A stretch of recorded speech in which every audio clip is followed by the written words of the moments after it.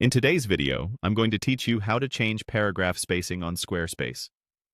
Paragraph spacing is what gives your text room to breathe. Too tight and it feels cramped. Too loose and it looks disconnected. By the end of this walkthrough, you'll know exactly where to find the controls and how to fine-tune them so your site is easier to read and looks polished. Start by opening your Squarespace website and entering the page you want to work on. Click Edit to enter the page editor. This puts you into the live editing view where you can see your changes as you make them. If you have a text block on the page, click it to highlight some paragraph text so the style tools relate to what you're adjusting. Next, open your site's style settings. In the editor, look for the styles or brush icon to open Site Styles. From there, go to Fonts. You'll see sections for headings and body text. Under Body, click your current body font option. This might be labeled with a font name like Arimo. Clicking this opens more detailed controls for how your regular paragraph text behaves across the site. Inside the body font panel, choose Paragraphs. This view is where the spacing magic happens.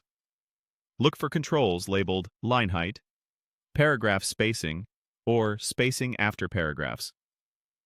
Line height adjusts the space between lines within a single paragraph. Paragraph spacing adjusts the space between one paragraph and the next.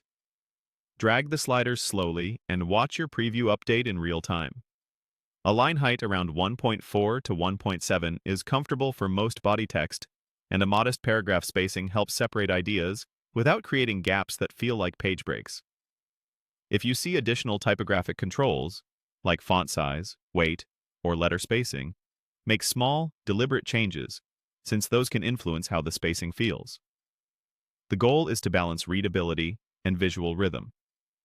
Try reading a few sentences on desktop and then on mobile.